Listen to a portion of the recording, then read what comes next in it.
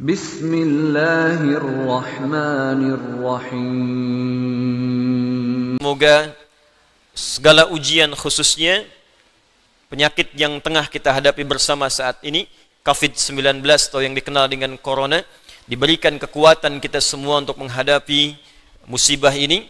Khususnya saya ingin menghimbau kepada siapapun kita semua, ada dua hal yang penting kemudian kita maksimalkan terkait dengan kondisi kita, erat kaitannya dengan virus corona yang sedang kita hadapi saat ini.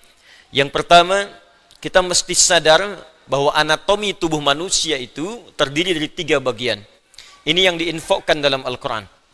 Ada fisik, jasad, ada akal, ada roh. Ingat betul ini. Mungkin yang dipelajari di biologi, di kedokteran, itu hanya fokus kepada fisik saja. Anatomi fisik. Yang dipelajari di pengetahuan anatomi akal.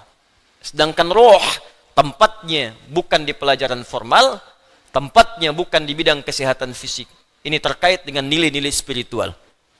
Sedangkan penyakit biasanya menghantam pada 2 di antara 3 ini. Kalau bukan pada fisik, maka dia menghantam pada roh. Itu yang saling terkait berkelindan. Kalau penyakit akal, biasanya sifat penyakitnya datang dengan sifat malas. Malas baca, malas belajar, ya, malas mengkaji. Itu penyakit akal. Karena setiap bagian anatomi tubuh ini butuh masukan. Dia harus punya karbohidratnya, punya proteinnya, punya vitaminnya, butuh masukan supaya dia berkembang dan kuat. Ya, fisik kita butuh makan. Maka turun ayat-ayat dalam Al-Quran seperti apa mengarahkan fisik untuk mendapatkan masukan-masukan yang terbaik untuk fisik. Quran surah kedua misalnya ayat 168, ayat 172, ya, dan turunan-turunan yang lainnya. Kata Allah, ya ayyuhan nasu kulu mimma fil ardi halalan thayyibah. Hai semua manusia, jaga fisikmu, cari makan dengan baik. Tak semua yang diinginkan mesti dimakan. Cari yang engkau butuhkan, membuat fisikmu sehat dengan cara yang legal. Jadi kalau tips Al-Quran ingin badannya sehat, badannya kuat, maka kata Allah diantaranya, apa fungsinya? Diturunkan ayat, kata Allah, tidak semua yang diinginkan mesti dimakan. Yang menyehatkan itu yang dikonsumsi. Tapi cari dengan cara yang benar. Jangan sampai Anda dapatkan dengan cara yang menyimpang. Kebutuhan fisik. Akal juga sama. Dia butuh masukan, butuh nutrisi. Tidak diberikan nutrisinya, maka akan tumpul bagian dari otak kita. Maka lemahlah kemudian cara berpikir seseorang, sulit mendapatkan pengetahuan. Apa makanannya? Turun ayat. Quran surah 96 ayat pertama. Iqra bismi rabbikal ladzi khalaq. Membaca bagian dari nutrisi akal. Turun ayat tentang mencari pengetahuan dengan cara yang benar. Quran surah ke-58 ayat 11. Yarfa'illahu alladhina amanu minkum walladzina utul ilma darajat. Allah akan mengangkat derajat seseorang ketika dia memenuhi bagian-bagian kebutuhan hidupnya. Tingkatkan imanmu, yang kedua, tambahkan pengetahuan. Quran surah ke-9 ayat 122.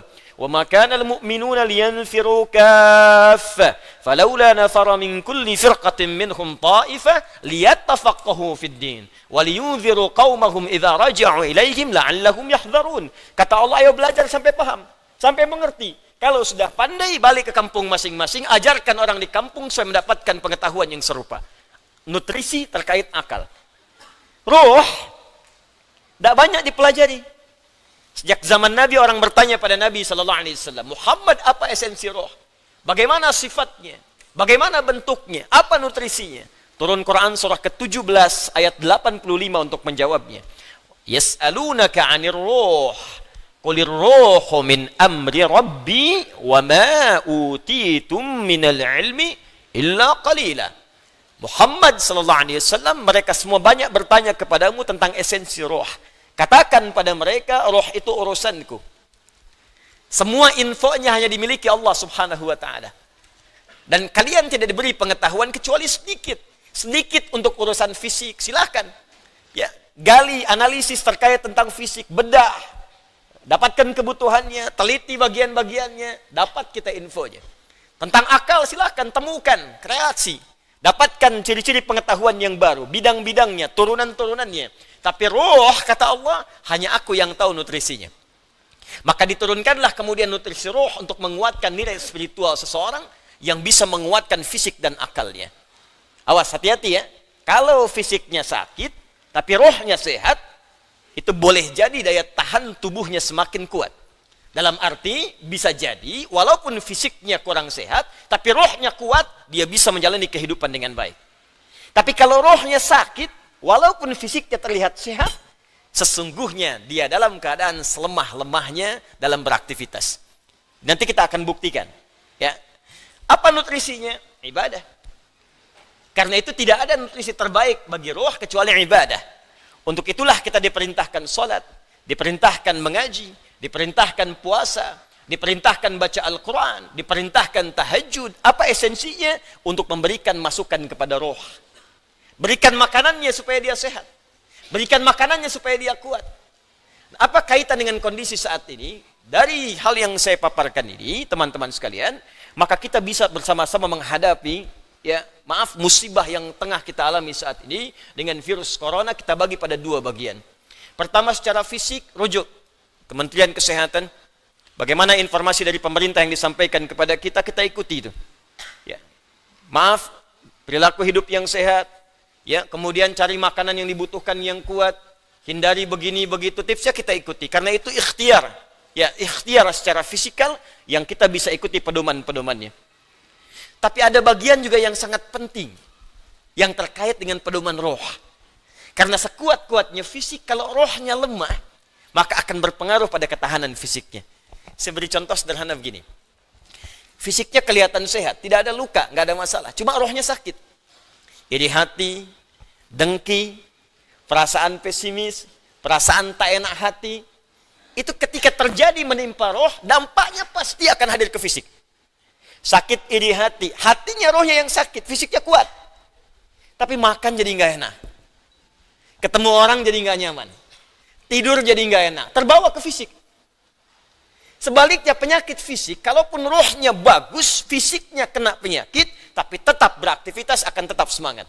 Nabi Ayub itu kan serangan fisiknya kuat. Tapi karena kondisi rohnya kuat, untuk ibadah pun luar biasa.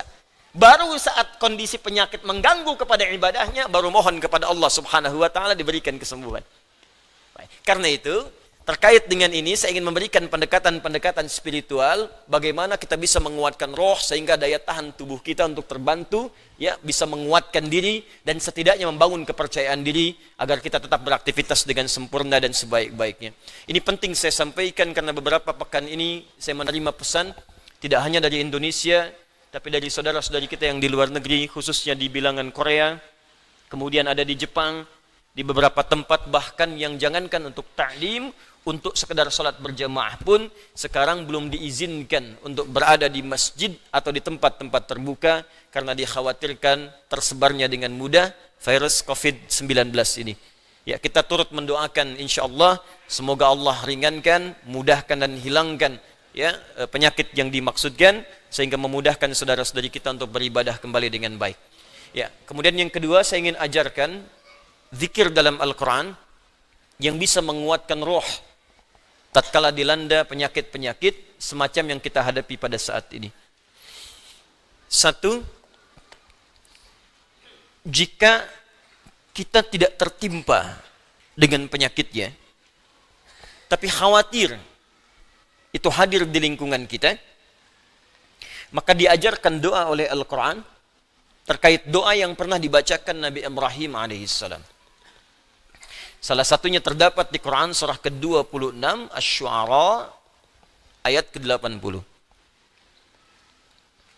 Wa idza maridtu fahuwa yashfin. Wa idza maridtu fahuwa yashfin. Singkat, padat. Wa idza maridtu fahuwa yashfin. Kalaupun aku sakit, apapun penyakitnya, pasti Allah akan menyembuhkan. Saya ulang ya. Wa idza maridtu fahuwa yashfin.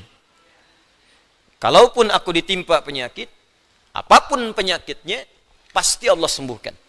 Ini bentuknya fi'il madhi tapi maknanya mudhari'. Das ya? Kalaupun aku sakit, wa idza kalau ketemu fi'il madhi maknanya mudhari'. Sebaliknya, mudhari ketemu dengan iz maknanya madhi. Iz yaqulu iz, ya, iz misalnya, iz bertemu dengan fi'il mudhari maknanya madhi. Tapi kalau fi'il madhi bertemu dengan idza, ya, itu maknanya mudhari, akan, belum kejadian. Ya, belum kejadian. Jadi kalau Anda khawatir dengan hal-hal demikian, kata Al-Quran tetap optimis. Tetap semangat. Ya, jadi kalau ada penyakit, ada apapun di sekitaran kita, jangan sampai berhenti beraktivitas. Kalau menjadi epidemi, jadi wabah, kata Nabi, lakukan karantina. Benar yang dikerjakan sekarang. Yang sakit jangan datang ke tempat-tempat perkumpulan, jangan keluar dari wilayah, kata Nabi, tinggal di situ. Yang tak sakit jangan berkunjung ke situ. Nah, itu perintah yang Nabi sampaikan ketika menjadi kepala negara. Maka kalau sekarang kepala negara atau lewat kementerian menginformasikan, jangan dulu orang asing masuk ke sini. Atau yang kena penyakit jangan berbaur. Nah, itu bagus, kita ikuti. Ikuti. Sekarang DMI, Dewan Masjid Indonesia, memberikan pengumuman. Ada 6 poin di situ. Kita ikuti dengan baik. Ya, jadi kalau yang sedang sakit, sedang flu, batuk-batuk, dan sebagainya, dirasakan bisa menular misalnya, maka tinggal di rumah. Sholat. Ya, jangan berbaur dulu, khawatir menular. Itu standar dalam hadis Nabi. Itu biasa. Tapi kalaupun Anda misalnya berhadapan dengan orang-orang dan belum tahu bagaimana penyebarannya, tindakan preventif penting, silakan mau pakai masker yang lain. Tapi keyakinan perlu dibangun. Kata Allah, wa idza maridtu fahuwa yashfin. Yakin. Ingat, ajal tidak terkait dengan penyakit. Ajal itu terkait dengan maut. Ingat baik-baik. Ajal terkait dengan maut, bukan dengan penyakit. Ya, belum tentu Anda ditimpa penyakit langsung meninggal, belum tentu. Karena banyak orang sehat pun wafat seketika. Jadi gak ada kaitan penyakit dengan kematian. Ingat ya, kematian terkait dengan ajal. Quran surah ke-7 ayat 34. Walikulli ummatin ajal. Setiap umat ada batas waktu hidupnya. Fa idza jaa ajaluha la yastakhiruna sa'atan wa la yastaqdimun. Kalau sudah tiba ajalnya, maka tak bisa Anda mohon dimajukan, tak bisa pun dimundurkan. Nah, ayat ini ingin mengatakan sudah kalau mau itu urusan Allah. Mau dengan kematian, mau dengan mau dengan penyakit, mau dengan yang lainnya, kalau tiba ajal yang meninggal. Kalau belum tiba, ya nggak akan wafat. Makanya nggak usah terpikir bunuh diri, nggak ada kerjaan. Ya. Minum baygon misalnya 1 kontainer, ya kan? Ya kalau belum tiba ajalnya nggak akan wafat. Ya, jelas ya? Dan kalaupun sedang sakit, jangan dikait-kaitkan dengan kematian. Mungkin yang nengok meninggal duluan. Bisa jadi begitu. Atau dokter yang mengobati, wafat duluan. Ya, mungkin terjadi. Karena itu kalaupun Anda kemudian misal ada vonis dari dokter Anda terkena, Anda suspek, Anda macam-macam, tidak. Jangan simpulkan dengan hal-hal yang kecil dulu. Ketika Anda simpulkan, dekatkan dengan kematian, justru itu akan menurunkan imun Anda sehingga kekebalan tubuh itu semakin menurun. Kuatkan. Ya, wa idza maridtu fahuwa yashfin. Kalaupun saya sakit, Allah pasti akan sembuhkan. Tapi jaga diri baik-baik dengan hal-hal yang tadi diisyaratkan. Yang kedua, kalau Anda terkena penyakitnya dan divonis menjadi bagian dari ahli penyakit itu, misal yang sekarang terkena misalnya kena corona, atau kena yang lain, kena cancer, kena macam-macam, maka Allah ajarkan zikir yang selanjutnya yang bisa Anda bacakan, tapi tolong dibacakan dengan penuh keikhlasan dan permohonan kuat kepada Allah Subhanahu wa taala. Saya akan gabungkan 3 surah sekaligus. Insya Allah kalau Anda bacakan dengan benar, di situ ada janji dari Allah, seperti Allah janjikan kepada Nabi Ayub, penyakit apapun selain kematian, Allah akan berkenan menyembuhkannya. Pertama, saya urutkan dulu dari urutan ayatnya. Quran surah ke-17. Quran surah 17 Al-Isra. Ayat 82. Sudah? Ayat 82. Disambungkan ke Quran surah ke-21. Al-Anbiya. Ayat 83 sampai 84. Nanti saya bacakan ayatnya. Terakhir ditutup dengan Quran surah pertama. Al-Fatihah. Ayat 1 sampai 7. Quran surah ke-17 Al-Isra. Ayat 82. Quran surah ke-21 Al-Anbiya ayat 83 sampai 84 dan ditutup dengan Quran surah Al-Fatihah ayat 1 sampai ayat 7. Sekarang perhatikan baik-baik. Awas, ini bukan ilmu takatik ya. Ini isyarat Al-Quran. Wa nunazzilu minal Qur'ani ma huwa shifaa'un. Ini poinnya. Wa rahmatul lil mu'minin وَلَا يَزِيدُ الظَّالِمِينَ إِلَّا خَسَارًا وَنُنَزِّلُ مِنَ الْقُرْآنِ. Dan kami turunkan dari ayat-ayat Al-Quran itu مَا هُوَ شِفَاءٌ, ada yang bisa menjadi syifa. Apa itu syifa? obat. Apa itu obat? Syifa. Ibu syifa, ibu obat. Baik. Obat penawar itu ada dua nama. Seperti penyakit pun ada dua nama. Satu, obat bagi penyakit fisik yang standar. Disebut dawa namanya. Dawaun. Penyakitnya daun, obatnya dawaun. Ya, ada riwayat mengatakan likulli da'in dawaun. Setiap penyakit pasti ada obatnya. Kecuali kematian.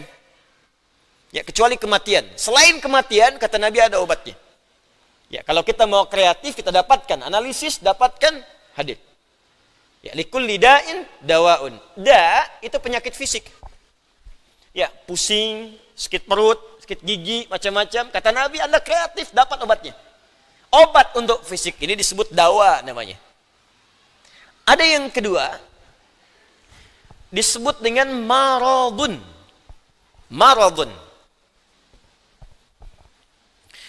Marad itu lebih kepada penyakit hati. Penyakit jiwa. Roh. Ini. Quran surah kedua Al-Baqarah ayat 10. Fi qulubihim marad. Fazadahumullahu marada. Ada orang-orang munafik yang kena penyakit. Fisiknya sehat, kuat, ke masjid nomor 1, saf pertama dia. Cuma di hatinya ada penyakit. Ya, masuk masjid nyanjung Nabi, keluar masjid mencela Nabi. Nah, itu penyakit, hati-hati. Masuk masjid, nyanjung-nyanjung, keluar mencela-cela. Di depan berkata baik, di belakang menjelek-jelekan. Ah, itu sakit. Nah, itu sakit tuh. Ya. Apa penyakitnya? Marad. Obat penyakit hati ini, maka namanya bukan dawa, tapi disebut dengan syifa. Syifa. Syifaun. Tahan, pelan-pelan. Jikalau ada orang iri hati, orang dengki, mohon maaf, orang terkena penyakit hati yang lainnya, maka obatnya tidak akan pernah ditemukan di apotek atau di rumah sakit tertentu. Silahkan Anda datang ke Kimia Farma, datang ke apotek-apotek yang Anda dapatkan di sekitaran, Century dan sebagainya. Tanyakan, ada nggak obat penyakit hati? Ada nggak obat iri hati? Ada nggak obat dengki? Nggak akan ditemukan. Kenapa? Karena mereka khusus menangani penyakit-penyakit fisikal, disebut dengan daun. Tapi kalau syifa, maka ini erat kaitannya dengan penyakit yang pertama ini, penyakit hati. Di mana ditemukannya? Kata Allah, wa nunazzilu minal Qur'an. Solusinya ada dalam Al-Quran. Maka nanti Allah turunkan beberapa amalan-amalan yang saat dikerjakan amalan itu bisa menghikis, menyembuhkan, bahkan menghilangkan penyakit-penyakit hati. Cari ayatnya. Maka Anda akan temukan kalimat-kalimat dalam Al-Quran, ayat-ayat bimbingan. Ini obat untuk menghilangkan malas. Ini obat untuk menghilangkan iri hati. Bahkan ini mencegah penyakit dengki. Kalau ada orang sekitaran dengki dengan kita, bacakan ayat ini. Turun surah Al-Falaq.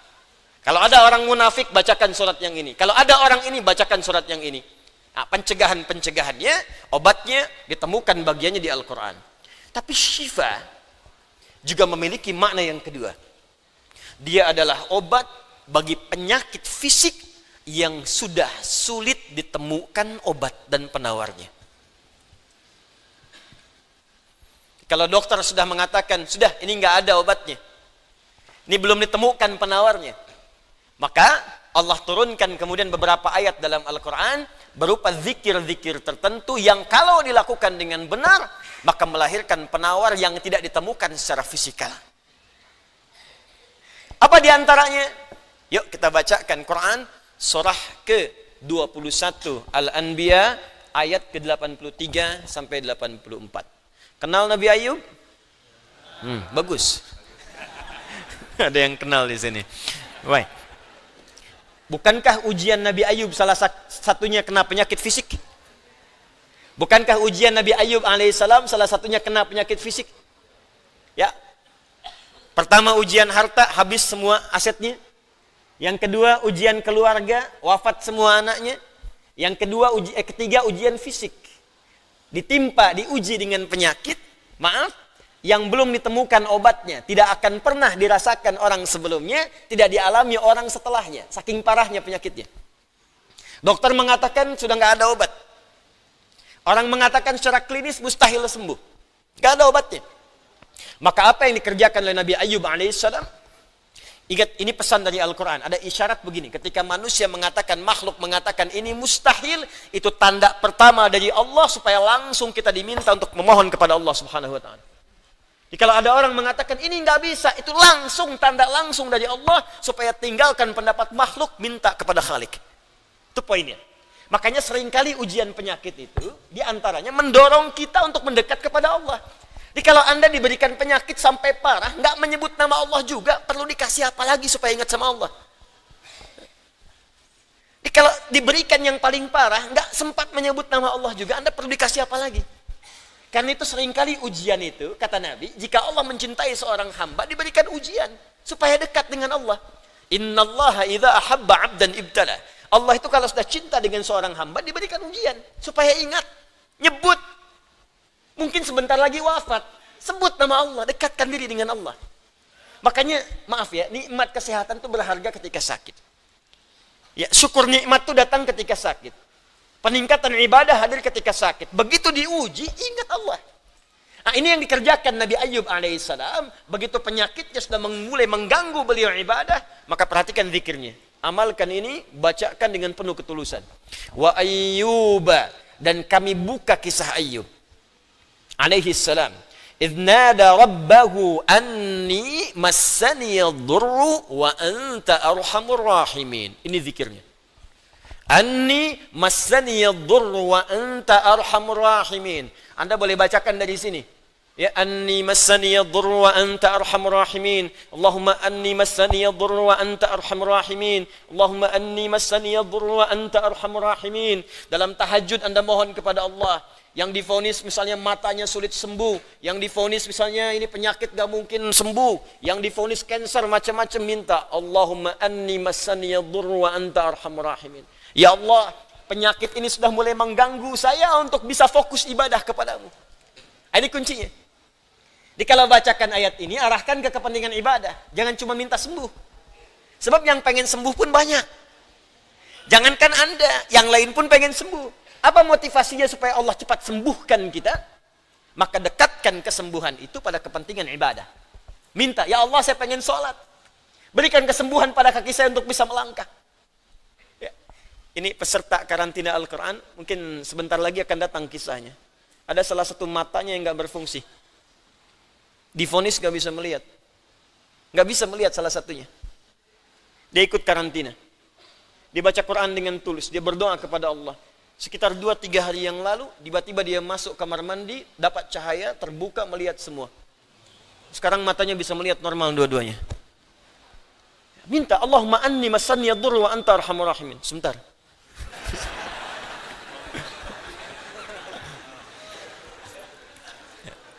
Ya Allah, ini penyakit sudah mulai mengganggu saya untuk ibadah. Saya pengen ke masjid ya Allah. Saya pengen Jumatan.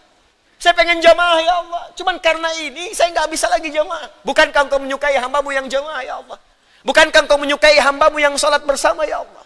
Bukankah engkau menyukai zikir ya Allah yang kau dengar setiap waktu ya Allah? Wa anta arhamur rahimin, sedangkan engkau yang paling sayang padaku. Kalau yang paling sayang saja tidak engkau sembuhkan, lantas kepada siapa lagi aku mohon dan meminta? Kalau kepada yang paling sayang saja tidak menyembuhkan, kepada siapa lagi aku mesti meminta? Anda tahu apa jawabannya? Fastajabna lahu. Fakashafna ma bihi min dhurrin wa atainahu ahlahu wa mithlahu ma'ahum rahmatan min indina, ujungnya wa dzikra lil abidin. Kata Allah, kalau ada orang yang mengamalkan zikir ini seperti Ayyub mengerjakannya, aku akan sembuhkan penyakitnya, hilangkan semua kesulitannya, bahkan aku kembalikan aset-asetnya yang dirasakan hilang. Anda biaya keluar sekian juta, puluhan juta, miliaran dibalikin oleh Allah, seperti Allah mengembalikan Ayyub dan anak-anaknya plus aset-asetnya. Anaknya meninggal 12, sembuh kembali, istrinya hamil lagi. Setiap hamil, lahiran kembar, lahiran kembar. Lahiran sampai 12 kali, anak 24. Aset balik semuanya. Terakhir, bacakan surah Al-Fatihah dengan benar, Karena Al-Fatihah disebut langsung juga oleh Nabi sallallahu alaihi wasallam sebagai syifa, sebagai syifa. Seperti pernah kepala suku saya kisahkan di pertemuan awal, tersengat kala jengking dan medis mengatakan tidak mungkin sembuh, diruqyah kemudian dibacakan itu dan Allah berikan kesembuhan. Wallahu a'lam bissawab. Ini bagian dari ikhtiar roh, bukan bagian dari pendekatan-pendekatan obat fisik. Dan semoga dengan itu Allah memberikan ketenangan, kemudahan, dan menghilangkan segala kesulitan di sekitaran kita insyaAllah. Ini sebagai respon dari beberapa saudara-saudari kita yang meminta penguatan dan doa. Sekali lagi kita doakan, semoga Allah meringankan semua apa yang kita hadapi.